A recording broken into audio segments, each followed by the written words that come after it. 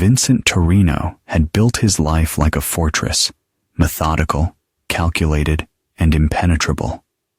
At 42, he owned 3 successful auto repair shops across Phoenix, each one a testament to his transition from the streets to legitimate business. His hands, once stained with the blood of enemies from underground fighting rings, now bore only the honest grease of engines and the calluses of hard work. The transition hadn't been easy. Growing up in South Phoenix's toughest neighborhood, Vincent had learned early that weakness attracted predators. His father, a small-time enforcer for local loan sharks, had beaten that lesson into him, literally. When Vincent was 16, he put his father in the hospital permanently. The old man never walked the same again, and Vincent never looked back. Underground fighting had been his escape and his income throughout his 20s. The Phoenix, they'd called him, for how he'd rise from seemingly impossible situations to defeat his opponents. But at 30, after watching too many fighters leave the ring in body bags, Vincent decided to channel his violent skills into building something lasting.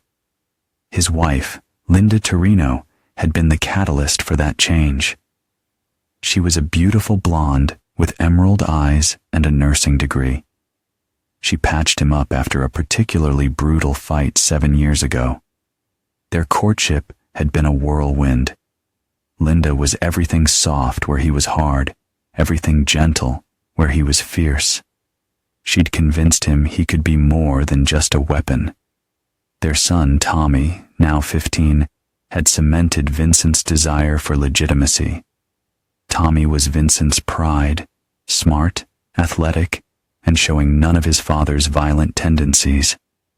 Vincent had worked tirelessly to ensure Tommy would never need to use his fists to survive, funding the boy's education at Phoenix's most prestigious private school. But Vincent's mother, Maria Torino, had never trusted Linda. The 70-year-old Italian matriarch had raised Vincent alone after his father's accident, and her instincts about people were razor sharp. "That girl smiles too much, mijo," she'd warned repeatedly. "Women who smile like that are hiding something." Vincent had dismissed his mother's concerns as old-world superstition. Linda was perfect, the perfect wife, the perfect mother, the perfect partner for a man trying to leave his dark past behind. She attended every charity function, organized neighborhood barbecues, and maintained their suburban home like something out of a magazine. The Torino family lived in Paradise Valley, Arizona's wealthiest enclave.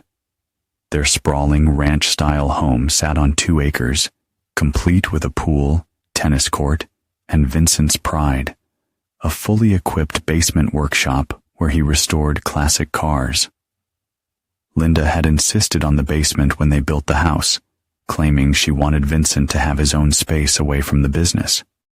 Vincent's closest friend and business partner, Rick Delroy, often joked that Vincent had gotten too soft in suburbia. Rick, a former Marine who'd served 3 tours in Afghanistan, ran the security consulting side of Vincent's business empire. Where Vincent had found peace in domesticity, Rick remained sharp-edged and suspicious. "You're living in a dream, brother," Rick would say during their weekly poker games. "Nobody gets this lucky without paying for it eventually." But Vincent felt he'd already paid his dues. The scars on his knuckles, the permanent damage to his left shoulder from a fight gone wrong, the nightmares that occasionally still woke him. These were the price he'd paid for his current happiness. He'd earned his peace. The first crack in Vincent's perfect world had appeared 6 months ago, though he'd been too content to notice. Linda had started working late shifts at the hospital more frequently. She'd become more conscious of her appearance, buying new clothes and spending more time at the gym. When Vincent complimented her on looking particularly beautiful, she brushed off his attention with casual dismissal. "You're just not used to me taking care of myself," she'd said. but something in her tone had felt hollow. Tommy had begun acting strangely too. The boy who'd once hung on his father's every word had become withdrawn, spending more time locked in his room. When Vincent tried to engage him about school or sports, Tommy's responses were monosyllabic and evasive. Even Maria had noticed the changes during her weekly Sunday dinners. "Something's not right in this house," she'd whispered to Vincent while Linda was in the kitchen. "The air feels different." But Vincent had been too busy expanding his business to pay proper attention. He'd just acquired a 4th location and was negotiating partnerships with several high-end car dealerships. Success had made him complacent. It had dulled the survival instincts that had kept him alive through his violent youth. The second warning sign had come from an unexpected source. Vincent's younger brother, Danny, had been released from prison 3 weeks ago after serving 5 years for armed robbery. Danny was everything Vincent had left behind: impulsive, violent, and utterly without conscience. But blood was blood, and Vincent had given Danny a job at his newest shop, hoping legitimate work might straighten out his brother's path. Danny had always been good at reading people, especially women. It was a skill that had gotten him into trouble with married women before, but it also made him unnaturally perceptive about relationships. "Your wife's cheating on you," Danny had said bluntly one evening as they closed the Central Avenue shop together. Vincent had laughed it off. "You've been in prison too long, Danny. You're seeing things that aren't there." "No, man. I know that look. I know how a woman acts when she's finding comfort somewhere else," Danny insisted, his scarred face serious. "She doesn't look at you the same way anymore, and she's too happy about everything. Nobody's that happy at home when they're getting everything they need there." The conversation had planted a seed of doubt that Vincent tried desperately to ignore. He began paying closer attention to Linda's behavior, searching for signs that would either confirm or dispel his brother's suspicions. Linda's phone habits had changed. She'd once been casual about leaving her phone around, but now she guarded it closely, taking it with her to the bathroom and keeping it face down during meals. When it buzzed with messages, she would check it with a secretive smile that made Vincent's chest tighten. Her work schedule had also become increasingly erratic. The hospital, she claimed, was understaffed and needed her for double shifts and emergency coverage. But when Vincent called the hospital one evening to speak with her, the charge nurse sounded confused. "Linda? She left hours ago. Her shift ended at 3 o'clock. When Vincent confronted her about it, Linda was ready with an explanation about stopping by her sister's house to help with the kids. However, Vincent knew Linda's sister lived in Tucson, a 2-hour drive each way. The math just didn't add up. The breaking point came when Vincent discovered Linda's gym membership was a lie. She'd claimed to work out at a small fitness center near the hospital, but Vincent never saw any membership charges on their credit card statements. When he drove by the gym she mentioned, he found only a vacant lot with a "for lease" sign that had clearly been there for months. Vincent's old instincts began to resurface. The same hypervigilance that had kept him alive in the fighting rings now honed itself on his marriage. He started cataloging inconsistencies, noting patterns, building a case like a detective investigating a crime. Rick noticed the change immediately. "You're going dark again, brother. I can see it in your eyes." "Just some business concerns," Vincent lied, but Rick wasn't fooled. "This is personal. What's going on?" Eventually, Vincent confided his suspicions to Rick, who offered to conduct surveillance on Linda, but Vincent declined. He needed to handle this himself, to be absolutely certain before he acted. His violent past had taught him that assumptions could be dangerous. Instead, Vincent began his own investigation. He installed tracking software on the family computer and hidden cameras in strategic places around the house. He started coming home at unexpected times, making excuses to leave work early or arrive late. The evidence accumulated slowly.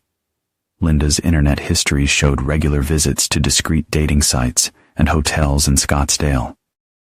The cameras had captured Linda making hushed phone calls in the laundry room, speaking in tones Vincent had never heard her use before. But it was Tommy's behavior that truly alarmed Vincent. The boy had become increasingly hostile toward his father, defending his mother with a fierce protectiveness that seemed out of proportion for normal family dynamics. "You don't understand Mom like I do," Tommy snapped during an argument about his grades. "She's going through things you can't even imagine." The comment struck Vincent as oddly mature for a 15-year-old. It suggested Tommy knew more about his mother's situation than he should. The possibility that his son might be complicit in Linda's deception felt like a physical blow to Vincent's chest. Vincent's relationship with his mother had always been his anchor, the one constant in his turbulent life. Maria Torino was a small woman made of pure steel who had survived her husband's violence, raised 2 sons alone, and built a small catering business serving Phoenix's Italian community. "Mijo," she'd said during their last conversation, "you look like you're dying inside. What's that woman done to you?" Vincent had been unable to answer. The thought that Linda might be betraying him was destroying the very foundation of who he believed himself to be. Everything he'd built, everything he'd worked for, all of it was predicated on the belief that he'd found something real and lasting. But Vincent Torino had never been a man to accept betrayal quietly. The same cold fury that made him legendary in the underground fighting scene was beginning to build again, waiting for confirmation of what he already knew in his heart. Vincent's investigation took a darker turn when he enlisted help from an old contact. Carlos "Ghost" Martinez had been Vincent's trainer during his fighting days, a former Special Forces operative who transitioned into private security work. Ghost specialized in surveillance that left no trace, the kind of work that required skills most private investigators didn't possess. "You sure you want to go down this road, Phoenix?" Ghost asked during their clandestine meeting at a dive bar in South Phoenix. "Some truths are harder to live with than lies." "I need to know," Vincent replied. "All of it." Ghost's surveillance was comprehensive and damning. Linda wasn't just having an affair, she was living a double life. The man she was seeing was Dr. Bradley Morrison, a plastic surgeon who specialized in reconstructive work for wealthy clients. Morrison was married too, with 2 young children and a society wife who organized charity galas. But the surveillance had revealed something far more disturbing than simple infidelity. Linda and Morrison had been conducting their affair in the basement of Vincent's own home, using the workshop space he had built with his own hands. The hidden cameras Ghost had installed there captured everything. Their intimate moments, their schemes, their cruel laughter at Vincent's ignorance. All of it was laid bare. Worse still, Tommy had known about the affair from the beginning. The boy had acted as a lookout, warning his mother when Vincent headed home unexpectedly. In one particularly devastating recording, Vincent watched his own son and wife mock him. Linda, her voice saturated with disdain, called him a husband tough guy playing at being respectable. "He has no idea what's really going on," she laughed while nestled in Morrison's arms. "Still thinks I'm his perfect little wife." The recordings revealed an even darker truth.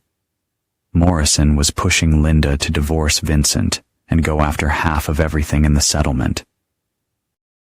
The doctor had expensive tastes and mounting debts from his lifestyle. He saw Linda's marriage as an opportunity. "Once you're free of that Neanderthal, we can be together properly," Morrison said, a smug grin on his face. "My wife will be easy to handle. She'll take the kids and disappear to her parents' estate in Connecticut. Your husband's businesses are worth millions." But Linda was hesitant about divorce, preferring the status quo while enjoying her secret relationship. "Vincent's useful," she admitted. "He pays for everything, and he's too clueless to figure out what's happening. Why would I give that up?" Vincent spent hours watching these recordings in Ghost's secure facility, each revelation slicing deeper than the last. The woman he'd loved and trusted had been systematically betraying him for over a year, using his own home as the staging ground for her deception. The worst blow came with the discovery of Tommy's full participation. The boy hadn't merely been a passive observer. He had actively helped his mother conceal her affair. In one recording, Vincent watched his son delete messages from his voicemail, ensuring the truth about Linda's whereabouts would remain hidden. "Why are you helping her do this to Dad?" Morrison asked Tommy during one of their secret meetings in the basement. "Because he's not my real father," Tommy replied, his tone shocking in its coldness. "Mom told me the truth last year. My real father is someone who can give me a better life." The revelation struck like a physical blow. Vincent had raised Tommy from infancy, loved the boy like his own, and sacrificed everything to give him the opportunities he'd never had himself. To learn that Linda had possibly been telling the boy lies about his parentage, or even revealing truths she'd concealed for 15 years, was devastating beyond words. Ghost continued surveillance for 2 more weeks, building a comprehensive file of evidence. The investigation revealed that Linda and Morrison were planning to escalate their relationship soon. Morrison's wife was traveling to Europe for a month with their children, giving the couple a perfect opportunity to spend extended time together. "They're planning something big," Ghost had reported during their final meeting. Morrison had been researching private investigators and divorce attorneys. They were going to move against Vincent soon. Vincent absorbed this information with outward calm, but inside, the old phoenix was awakening. The man who'd survived the streets, who'd never lost a fight, who'd built an empire from nothing. He was preparing for war. The final piece of evidence came from an unexpected source. Maria Torino had called Vincent 3 days ago with disturbing news. "Mijo, that doctor came to see me," she said, her voice tight with anger. "He offered me money to sign papers saying you abused Linda. When I refused, he threatened to have me investigated by immigration." The threat against his mother had been the final straw. Vincent's transformation was complete. The suburban businessman was gone, replaced by the cold predator who'd once ruled Phoenix's underground fighting scene. Vincent had spent the last 72 hours planning his response with the same methodical precision he'd once applied to destroying opponents in the ring. Every detail had been considered, every possible outcome evaluated. He'd arranged for his mother to take an extended vacation to visit relatives in Italy, ostensibly a gift for her upcoming birthday, but actually to remove her from potential danger. He'd transferred liquid assets to secure accounts and prepared legal documents that would protect his businesses, regardless of what happened next. Most importantly, he prepared a message that would draw all the players to exactly where he wanted them. The text message Vincent was about to send had been crafted with surgical precision, designed to trigger panic and force immediate action from everyone involved in the conspiracy against him. Vincent sat in his car outside his newest shop, the evening sun casting long shadows across the empty parking lot. In a few minutes, he would send the message that would bring his enemies running to the trap he'd prepared in his own basement. The same basement where they had betrayed him for over a year. The old Vincent would have simply killed them all and buried the bodies in the desert. But the new Vincent, the one who'd learned patience and strategy, had something far more elaborate in mind. Vincent's fingers hovered over his phone's keyboard for a long moment before typing the message that would shatter his carefully constructed life forever. The text was designed to create maximum panic while forcing his targets to act quickly and carelessly. Your basement, now. What they did to your son. He sent it simultaneously to Linda, Morrison, and 3 other numbers. 2 belonged to Morrison's business associates, who had become unwitting accomplices, and 1 to a number he discovered in Linda's secret phone records. The message was vague enough to create confusion, but specific enough to drive them all to the same location. Vincent's plan was elegant in its simplicity. He'd spent the past week modifying his basement workshop, installing additional surveillance equipment, and making subtle changes that would serve his purposes. The space where his wife and her lover had betrayed him would become the stage for their reckoning. The drive home took exactly 12 minutes, during which Vincent's phone exploded with panicked calls and messages. He ignored them all, maintaining the cold focus that had made him legendary in his fighting days. Every emotion, rage, betrayal, heartbreak, was compressed into a diamond-hard core of purpose. Vincent pulled into his circular driveway and saw Linda's car already there, along with Morrison's silver BMW. Perfect. They'd taken the bait and were probably in the basement right now, trying to figure out what had gone wrong with their perfect plan. As he approached his front door, Vincent's mother emerged from her car. She wasn't supposed to be there.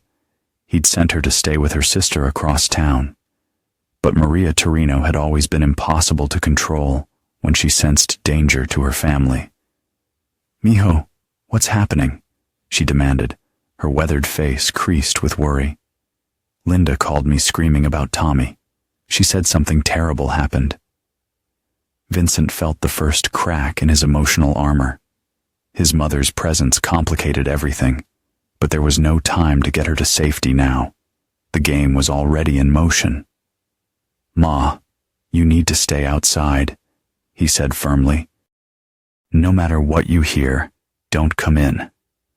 But Maria Torino hadn't raised 2 sons in South Phoenix by backing down from danger. "If my grandson is hurt, I'm going in there." Before Vincent could stop her, Linda burst through the front door. Her face was streaked with tears, and her blonde hair was disheveled. She threw herself at Vincent with desperate relief. "Oh God, Vincent. Thank God you're here. Something horrible happened to Tommy." Her performance was Oscar-worthy, all trembling lips and terrified eyes. "He's in the basement with Dr. Morrison. The doctor's trying to help him." But Linda's deception was so complete, so perfectly executed, that for a moment, Vincent almost doubted his own evidence.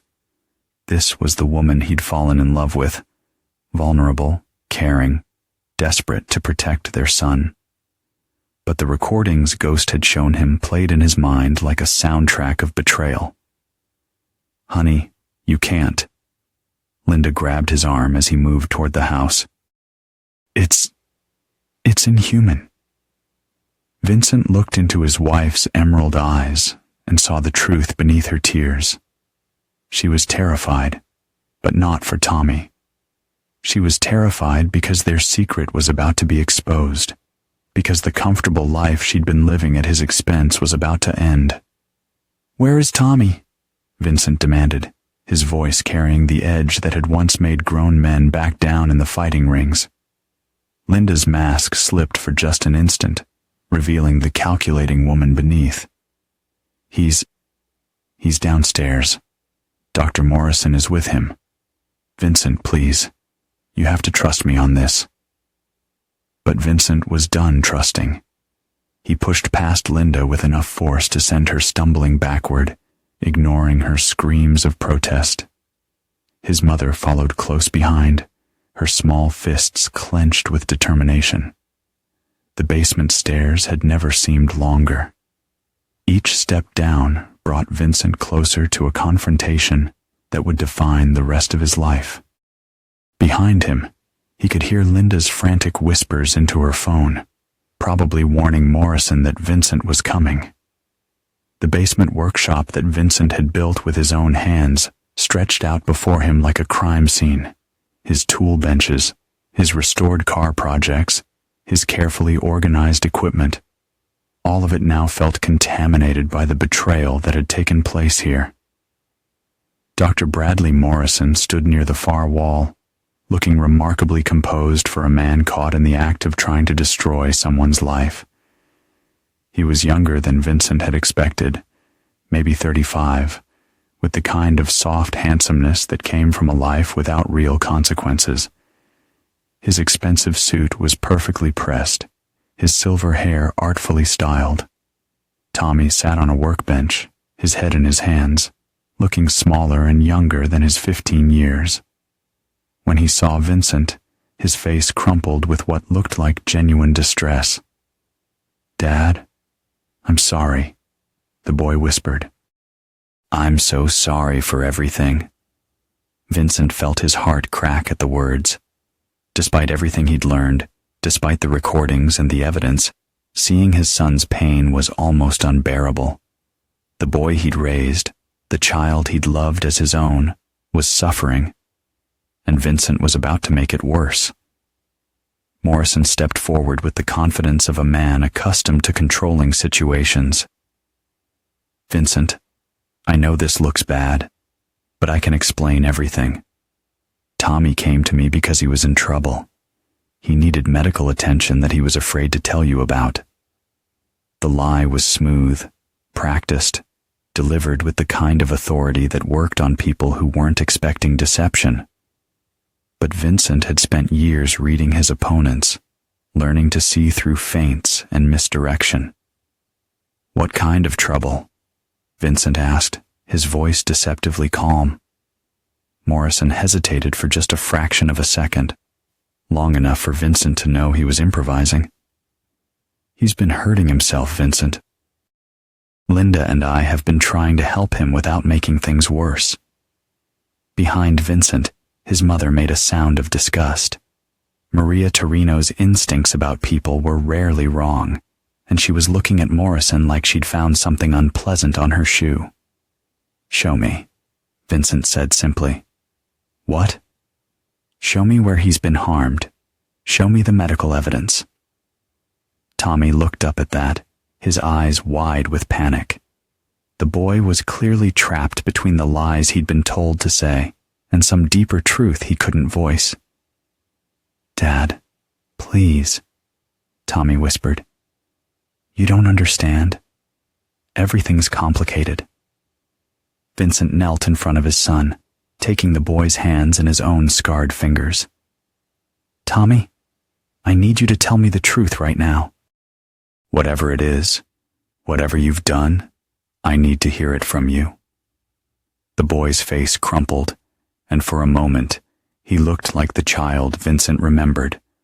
The little boy who'd crawled into his lap after nightmares, who'd cheered at Little League games, who'd asked endless questions about the cars Vincent restored. "They told me you weren't my real father," Tommy said in a broken voice. "They said my real father was a better man, and that you'd been lying to me my whole life." Vincent felt the world tilt on its axis, not because the revelation was surprising, he'd heard it on Ghost's recordings, but because of the cruelty of using a child's identity as a weapon. "And you believe them?" Vincent asked gently. Tommy's tears came harder now. "I didn't want to, but Mom said she had proof. She said you'd taken me from my real father when I was little, and that's why you were always so angry, always working so hard. She said you felt guilty." Vincent looked up at Morrison, who was watching this family drama unfold with the detached interest of a scientist observing an experiment. There was no guilt in his expression, no remorse for the damage he'd helped inflict on a child's psyche. "And what did Dr. Morrison tell you?" Vincent asked, never taking his eyes off the other man. He said he could help me find my real father. He said he had connections, knew people who could do DNA tests without you knowing. Tommy's voice was barely audible now. He said once I turned 18, I could leave and you couldn't stop me. Maria Torino stepped forward, her small frame radiating fury. "Mijo," she said to Tommy, her voice gentle despite her anger. "Your father changed your diapers when you were a baby. He walked the floor with you when you had colic. He taught you to ride a bicycle and helped you with your homework every night for 10 years. What makes a man a father, blood or love?" Tommy looked at his grandmother with confusion and dawning horror. "But Mom said," "Your mother is a liar," Maria said bluntly. "And this man is worse than a liar. He's a predator who destroys families for sport." Morrison finally spoke, his voice sharp with irritation. "This is exactly the kind of dramatic nonsense I was trying to protect Tommy from. Vincent, you're obviously unstable. Your son came to me because he was afraid of your violent tendencies." Vincent stood slowly, his movements deliberate and controlled. Every instinct he'd honed in the fighting rings was screaming that Morrison was preparing to escalate the situation. "Is that why you've been sleeping with my wife in this basement for the past year?" Vincent asked conversationally. The question hit like a physical blow. Morrison's face went white. Tommy gasped in shock, and from upstairs came the sound of Linda's sharp intake of breath. "I don't know what you're talking about," Morrison said, but his voice lacked conviction. Vincent pulled out his phone and played a 30-second audio clip from Ghost's surveillance. Morrison's voice filled the basement, describing in graphic detail what he planned to do to Linda on Vincent's own workbench. Tommy doubled over as if he'd been punched. "Oh God," he whispered. "Oh God, oh God. How long have you known?" 6 months, Tommy admitted through his tears. "I walked in on them one day. Mom made me promise not to tell you. She said it would destroy our family." Vincent felt something cold and final settle in his chest. The last of his illusions, the final hope that somehow this could all be a misunderstanding, died in that moment. "No, son," he said quietly. "She destroyed our family. I'm just cleaning up the mess." Morrison was reaching for something in his jacket pocket when Vincent moved.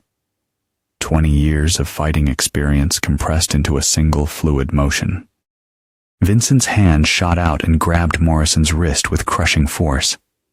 "I wouldn't," Vincent said mildly, applying just enough pressure to make Morrison gasp. "My mother and son are watching." In Morrison's pocket, Vincent found a small pistol, a .22 caliber piece that looked expensive and well-maintained. The kind of weapon a man carried when he wanted to feel powerful, but didn't actually expect to use it. "Now that's interesting," Vincent mused, ejecting the magazine and checking the chamber. "Dr. Morrison, do you have a permit for this weapon?" Morrison's composure was cracking now, sweat beading on his forehead despite the basement's cool temperature. "You're making a mistake, Vincent. You have no idea who you're dealing with." Vincent almost smiled at that. "Actually, I know exactly who I'm dealing with. Bradley Morrison, age 36, plastic surgeon with privileges at 3 hospitals, married to Catherine Morrison, née Westfield, daughter of real estate mogul Harold Westfield. 2 children, ages 6 and 8. Morrison's eyes widened as Vincent continued. "You graduated medical school with substantial debt, which you've been servicing by performing cosmetic procedures for certain individuals who prefer to keep their medical needs private. Cash only, no questions asked. Some of these clients have very interesting backgrounds." The color drained from Morrison's face. Vincent had done his homework, working with Ghost to build a complete picture of the man who was trying to destroy his family. You see, Bradley? Can I call you Bradley? I know about your side business, the off-the-books procedures for people who need to change their appearance quickly. The cash payments, the clients who pay extra for your discretion. Vincent turned to Tommy, who was staring at Morrison with growing horror. Tommy, did Dr. Morrison ever tell you about his special clients? The ones who come to him after they've had problems with the law? There are people who won't tolerate this kind of interference, Morrison said, his voice trembling slightly. Is that a threat? Vincent asked, his voice deadly quiet. Morrison seemed to realize he'd made a tactical error. The old Vincent, the Phoenix, was surfacing now, and Morrison was beginning to understand that he wasn't dealing with a suburban businessman anymore. I'm telling you that this situation is more complicated than you understand, Morrison said, trying to regain control. Linda came to me for protection. She was afraid of you, afraid of your violent past. From upstairs, Vincent could hear Linda's voice on the phone, speaking in urgent, hushed tones. She was calling for backup, probably reaching out to whatever network she and Morrison had been using to plan their scheme. Tommy, Vincent said, never taking his eyes off Morrison. I want you to go upstairs with your grandmother. Whatever happens down here, you don't need to see it. Dad, no! Tommy protested. Whatever you're planning, please don't. I can't lose you too. The simple honesty in his son's voice almost broke Vincent's resolve. But then he remembered the recordings, the cruel laughter, the systematic destruction of everything he'd built. You're not going to lose me, son. But I need you to understand something. The man who raised you, who loved you, who would die for you, he's your real father. Biology doesn't matter. Love matters. Maria Torino stepped forward and took Tommy's arm. Come, mijo. Let your father handle this. As they climbed the stairs, Vincent could hear his mother speaking quietly to Tommy in rapid Spanish, probably explaining things that would help the boy understand the magnitude of what had been done to their family. Alone with Morrison, Vincent felt the last restraints of civilized behavior falling away. This was the man who had systematically seduced his wife, corrupted his son, and planned to destroy everything Vincent had built. Now then, Bradley, Vincent said conversationally, let's discuss your future. Morrison was looking around the basement desperately, probably searching for another weapon or an escape route. But Vincent had designed this confrontation carefully. There was only one way out, and Vincent controlled it. I know what you're thinking, Vincent continued. You're thinking that this is just some working-class tough guy who got lucky in business. You're thinking you can talk your way out of this, or buy your way out, or threaten your way out. Vincent began walking slowly around Morrison, the way a predator circles wounded prey. But here's what you don't understand, Doctor. I didn't get lucky in business. I earned every dollar by being smarter, more ruthless, and more determined than everyone else. Morrison was beginning to panic now, his breath coming in short gasps. What do you want? I want you to understand exactly what you've done, Vincent replied. You've destroyed a 15-year-old boy's sense of identity. You've corrupted a marriage that I thought was sacred. You've turned my own home into a stage for your cruelty. Vincent stopped directly in front of Morrison, close enough that the other man could feel the energy radiating from him, like heat from a furnace. And now you're going to pay for all of it. Upstairs, the sound of voices grew louder. Vincent could hear Linda talking rapidly to someone, probably more conspirators arriving to help manage the crisis. But he wasn't worried about numbers. In the confined space of his basement, numbers wouldn't matter much. "Vincent, please," Morrison pleaded, his professional composure completely gone now.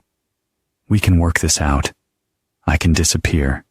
Never contact Linda again. You can have your family back." Vincent studied Morrison's face with the clinical detachment he'd once applied to analyzing opponents in the ring.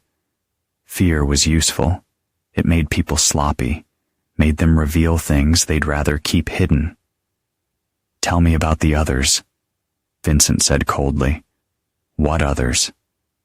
Vincent backhanded Morrison across the face with just enough force to sting, not enough to cause serious damage, but enough to clarify their relative positions. "The other married women you've seduced, the other families you've destroyed. Tell me about them." Morrison touched his cheek, his eyes wide with shock.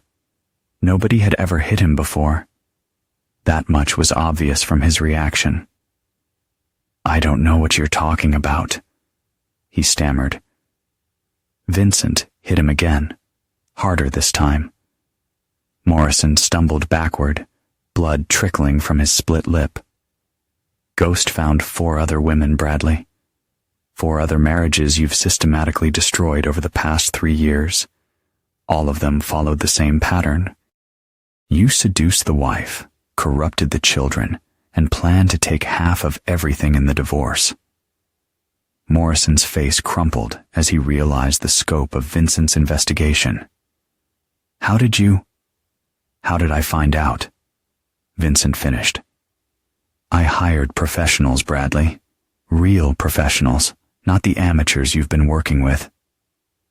The sound of car doors slamming came from outside, followed by urgent voices. Vincent glanced at his watch. His other guests were arriving right on schedule. "The question now," Vincent continued, "is whether you're going to cooperate with me or whether I'm going to have to extract the information I need by less pleasant means." Morrison was looking around desperately now, probably calculating his chances of reaching the stairs before Vincent could stop him. It wasn't a good calculation. "What do you want to know?" Morrison asked finally. "Everything. The names of your accomplices, the location of your off-the-books clinic, the details of your arrangement with Linda, the names of the other families you've destroyed." Vincent pulled out his phone and began recording. "Start talking." Morrison glanced at the stairs, then back at Vincent's implacable face. Whatever he saw there convinced him that cooperation was his only option. "It started by accident," he began, his voice barely above a whisper. "I was treating a woman whose husband had been mistreating her. She was beautiful, grateful, and she had money. When the marriage ended, she made sure I was well compensated for my emotional support." Vincent felt sick listening to Morrison's clinical description of predatory behavior disguised as medical care. "Linda was different, though," Morrison continued. "She approached me, said she was tired of being married to a violent man, tired of pretending to be happy in suburbia." "Linda approached you?" Vincent interrupted. "You're saying this was her idea?" Morrison nodded eagerly, probably thinking that shifting blame to Linda would somehow improve his situation. "She'd heard about me through mutual friends. She wanted out of her marriage, but didn't want to lose the lifestyle you provided." Vincent felt the last piece of his heart turn to ice. Linda hadn't been seduced or manipulated. She'd been an active predator, seeking out a partner for her scheme. She had it all planned out. Morrison continued. The affair would continue until Tommy turned 18. Then she'd file for divorce, claiming irreconcilable differences, using your past as evidence for full custody and a substantial settlement. She was sure she could win. The basement door opened and footsteps clattered down the stairs. Vincent turned to see Linda descending, followed by 2 men he didn't recognize. Both were large, professionally dressed, and moved with a confidence that suggested they were accustomed to intimidating people. "Vincent," "Step away from Dr. Morrison," Linda commanded, her voice cold and authoritative. "This has gone far enough."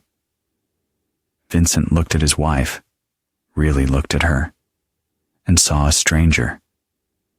The soft, caring woman he'd fallen in love with was gone, replaced by someone calculating and predatory. "Linda," he said conversationally, "I've been having the most interesting conversation with your friend here. He's been telling me all about your partnership." Linda's face went pale, but she recovered quickly. "Whatever he told you, he's lying. He's been stalking me, threatening our family. That's why I had to call for help." The two men flanking Linda stepped forward, and Vincent recognized the type immediately. Corporate security, the kind of muscle that wealthy people hired when they wanted problems to disappear quietly. "Mr. Torino," the larger man said in a voice that suggested he'd done this kind of work before, "you need to come with us. There are some people who want to speak with you about your recent activities." Vincent almost laughed. They still thought they were dealing with a suburban businessman who could be intimidated by implied threats and corporate muscle. "I'm afraid I can't do that," Vincent said politely. "You see, this is my house, and these people have been committing crimes in my basement. I'm well within my rights to defend my property." The security men exchanged glances, probably surprised by Vincent's calm response. They'd been expecting fear, submission, maybe some blustering about lawyers. They hadn't been expecting the cold confidence of a man who'd survived much worse than anything they could offer. "This doesn't have to get ugly," the second man said, his hand moving inside his jacket. "No, it doesn't," Vincent agreed. "In fact, I'd prefer it didn't. My son has already seen enough trauma for one day." From upstairs came the sound of more vehicles arriving. Vincent's carefully orchestrated confrontation was about to become significantly more complex. The basement had become crowded with predators and their enablers. Vincent stood in the center of his own workshop, surrounded by people who had systematically destroyed his life, and he felt the familiar calm that had always preceded his most dangerous fights. "Let me tell you a story," Vincent said, his voice carrying easily through the basement. 20 years ago, there was a young man who thought violence was the answer to every problem. He was good at it. Very good. But violence without purpose is just destruction, and destruction without wisdom is just chaos. Linda stepped forward, her face a mask of false concern. "Vincent, you're scaring me. This isn't like you." "No, Linda. This is exactly like me. This is who I was before you convinced me I could be something else." Vincent's voice was utterly calm, which somehow made it more frightening than any shout would have been. The larger security operative was reaching for his weapon when Vincent moved. But Vincent wasn't the suburban businessman these people thought they were dealing with. He was the Phoenix, and the Phoenix had never lost a fight. Vincent's first strike disabled the armed man's drawing hand with surgical precision. 20 years of legitimate life hadn't dulled his reflexes or his ability to read an opponent's intentions. The man's pistol clattered across the concrete floor as he doubled over, clutching his broken wrist. The second operative was faster, but Vincent had been expecting that. The man's swing was powerful, but telegraphed, the kind of attack that worked on civilians, but was useless against someone who'd survived hundreds of underground fights. Vincent ducked under the punch and responded with an uppercut that lifted the man off his feet. Morrison was scrambling for the dropped pistol when Vincent caught him. The doctor's soft hands had never held anything more dangerous than a scalpel, and the unfamiliar weight of the weapon made him clumsy. Vincent disarmed him with a simple wrist control technique, then applied pressure to a nerve cluster that dropped Morrison to his knees. "Stop!" Linda screamed. "Vincent, please! This isn't solving anything. Vincent looked at his wife. Former wife, he corrected himself mentally, and felt nothing but cold disgust. You're right. Violence isn't solving anything. But then again, I'm not trying to solve anything. I'm trying to end something. From upstairs came the sound of more footsteps, heavy boots moving with military precision. Vincent smiled grimly. Rick had arrived with backup, just as they'd planned. Vincent, Rick's voice boomed down the stairs. Phoenix PD is en route. You've got maybe 5 minutes. Perfect timing. Vincent had counted on Rick's military training to coordinate the final phase of his plan with clockwork precision. Linda, Vincent said, turning back to his wife, you have a choice to make. You can cooperate with the investigation that's about to begin, or you can try to maintain your lies and face the consequences. Linda's mask was finally cracking, revealing the desperate woman beneath. What investigation? Vincent, what have you done? Vincent pulled out his phone and showed her the screen. Dozens of video files, audio recordings, and photographs documented her affair and the conspiracy to destroy his family. Ghost Martinez is very good at his job, Vincent said. Every conversation you've had with Morrison for the past month has been recorded. Every plan you've made, every lie you've told Tommy, every cruel laugh at my expense, all of it is documented. Linda's face went white as she realized the scope of Vincent's counter-operation. You can't use those. They're illegal recordings. You're absolutely right, Vincent agreed. That's why I'm not going to use them in court. I'm going to use them for something much more effective. Vincent's phone buzzed with an incoming call. He answered it on speaker. Phoenix, this is Ghost. Package delivered. The gentlemen upstairs are very interested in Dr. Morrison's moonlighting activities. Morrison's face crumpled as he realized what was happening. You can't do this to me. I have a family. So did I, Vincent replied without sympathy. So did the other families you destroyed. The sound of official voices came from upstairs. Federal agents, not local police.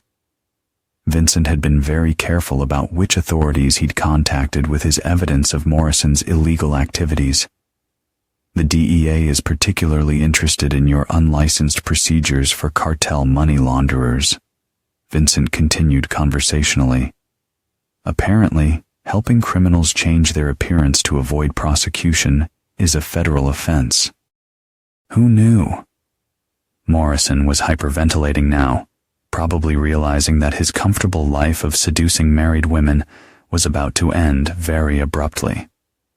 Linda, Vincent said, turning back to his wife. The federal agents upstairs have some questions about your knowledge of Morrison's illegal activities. How you answer those questions will determine whether you're charged as an accomplice or treated as another victim. Linda was staring at him with something approaching recognition. For the first time, she was seeing the man she'd actually married. Not the domesticated version she'd been manipulating, but the dangerous predator who'd built an empire from nothing. Who are you? She whispered. I'm the man you should never have betrayed, Vincent replied. I'm the father you convinced my son to reject. I'm the husband whose love you threw away for a criminal with soft hands and expensive suits. Vincent looked around at the people who had invaded his basement, his home, his life. All of them were either injured, terrified, or both. The old Vincent would have kept going until none of them could threaten anyone ever again. But Tommy was upstairs, probably listening to every word. The boy had already been traumatized enough. Federal agents are going to come down those stairs in about 30 seconds, Vincent announced. Morrison is going to prison for a very long time. Linda, your future depends on how cooperative you decide to be.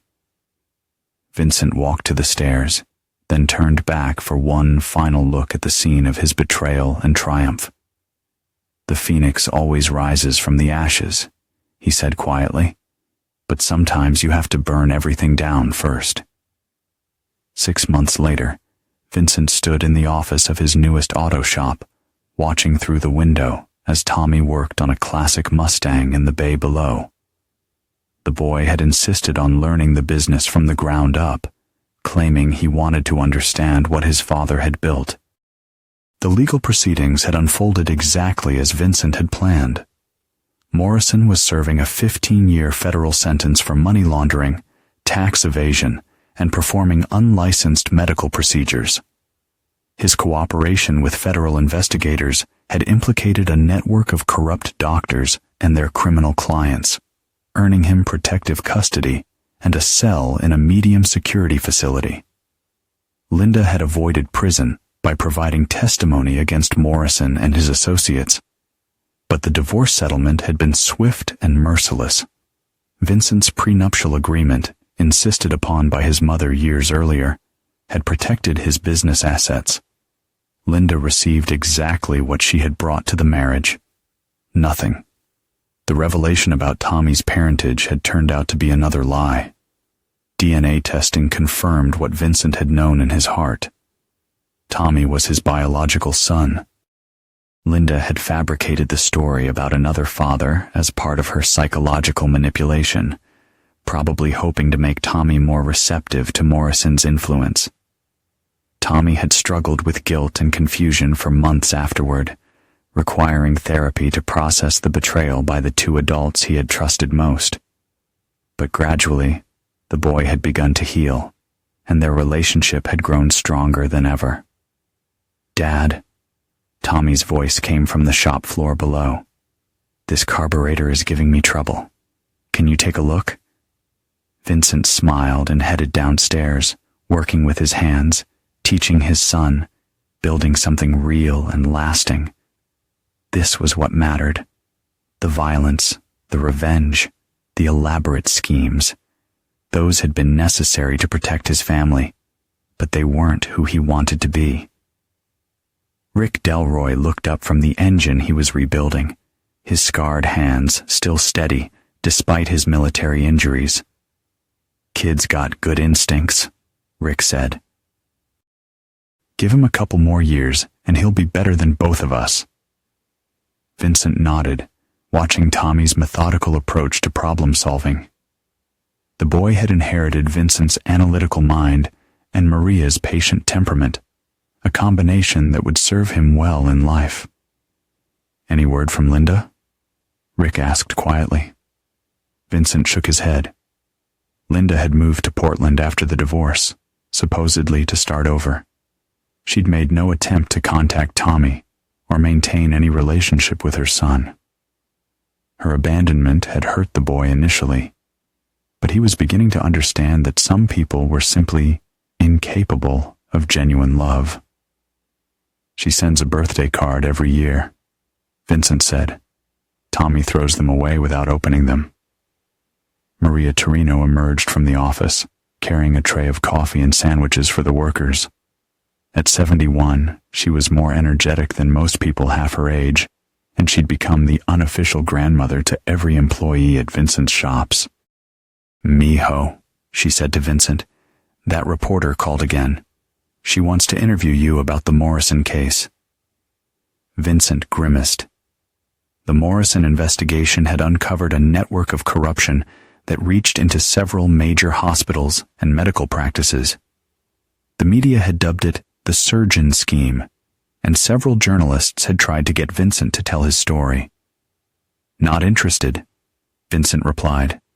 "Let the lawyers handle the media." "Smart man," Rick agreed. "Nothing good comes from talking to reporters." Vincent watched Tommy successfully diagnose and fix the carburetor problem, the boy's face lighting up with pride at his accomplishment. This was what Vincent had been fighting to protect, not just his business or his reputation, but the future of a son who deserved better than the lies and manipulation he'd been subjected to. The shop's phone rang, and Maria answered it with her usual gruff efficiency. After a brief conversation, she hung up and turned to Vincent with a worried expression. "That was Ghost," she said. "Morrison's lawyer wants to meet with you. Something about new information." Vincent felt the old alertness returning. Morrison had been in protective custody for 6 months, supposedly cooperating fully with federal investigators. What new information could he possibly have? "Did Ghost say what kind of information?" Vincent asked. "Something about Linda," Maria replied, "and something about other victims Morrison worked with before he met her." Vincent looked at Tommy, who was cleaning his hands with a shop rag, completely absorbed in honest work. The boy had been through enough trauma. Whatever Morrison's new revelation might be, Vincent would handle it himself. "Rick," Vincent said quietly, "I need you to watch Tommy tonight and call Ghost. Tell him I'll meet Morrison's lawyer tomorrow morning." Rick nodded, understanding immediately. "You think there's more to this story?" "There's always more to the story," Vincent replied. "The question is whether it's something that can hurt us." That evening, as Vincent and Tommy worked together on the Mustang restoration, the boy looked up from the engine bay with serious eyes. "Dad, do you ever regret not just walking away? When you found out about Mom and Morrison, you could have just divorced her quietly. Why did you fight so hard?" Vincent considered the question carefully. Tommy deserved an honest answer, not a platitude about justice or revenge. "Because some things are worth fighting for," Vincent said finally. "Your identity as my son was worth fighting for. The truth about what kind of people were trying to destroy our family was worth fighting for. And most importantly, making sure you understood that real strength comes from protecting the people you love. That was worth fighting for." Tommy nodded slowly, processing the answer. "Would you do it again if you had to?" Vincent looked at his son, really looked at him. The boy was growing into a young man, and he was asking the kinds of questions that would define his own character. "Tommy, I hope you never have to find out what you're capable of when someone threatens your family. But if that day comes, I hope you'll remember that being a good man doesn't mean being a weak man. Sometimes protecting the innocent requires stopping the guilty." As they worked in comfortable silence, Vincent felt a peace he hadn't experienced in years. The phoenix had risen from the ashes of betrayal, and what had emerged was stronger, wiser, and more dangerous than ever before. Tomorrow, he would learn what new threats Morrison's information might pose. But tonight, he was exactly where he belonged, working beside his son, building something that would last, protected by the knowledge that he would never again allow anyone to threaten what he'd fought so hard to preserve. The war for his family was over. Vincent Torino had won. But as any veteran of real warfare knew, victory only lasted until the next battle began.